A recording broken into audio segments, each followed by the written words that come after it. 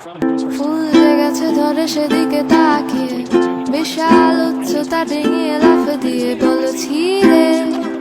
আনো না হলে যাবো ছেড়ে কোন সাদা ছাড়া দরজার হাতল চেপে খট করে মুছড়ে দিয়ে আমাকে দেখে বলে যাবে নাকি নিয়ে যাবো তাকে সাথে।